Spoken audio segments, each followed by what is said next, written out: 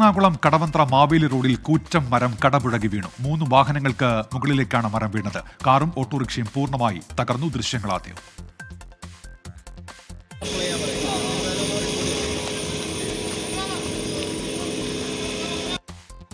അൻമരിയ സണ്ണിയുണ്ട് ഇപ്പോൾ കൊച്ചിയിൽ നിന്ന്. അൻമരിയ, വിവരങ്ങൾ.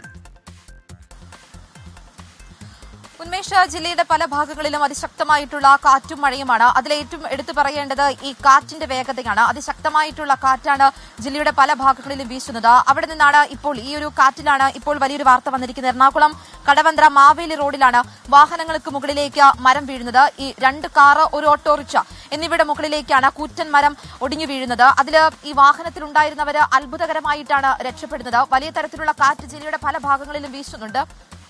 ഈ രീതിയിൽ കാറ്റിന്റെ ശക്തി ജില്ലയുടെ പല ഭാഗങ്ങളിലേക്കും വരുന്നത് കൊണ്ട് തന്നെ വ്യാപകമായിട്ടുള്ള നാശനഷ്ടമാണുള്ളത്. എറണാകുളം ജില്ലയിൽ ഈ കാറും 2 കാറുകൾക്ക് മുകളിലേക്കും ഒരു ഓട്ടോറിക്ഷയുടെ മുകളിലേക്കുമാണ് മരം ഒടിഞ്ഞു വീഴുന്നത്. അത്ഭുതകരമായിട്ടാണ് കാർ യാത്രക്കാർ രക്ഷപ്പെടുന്നതും. ഉന്മേഷ്. ശരി, അൻമരിയ സണ്ണിയാണ് വിവരങ്ങൾ നൽകിയത് കൊച്ചിയിൽ നിന്ന്.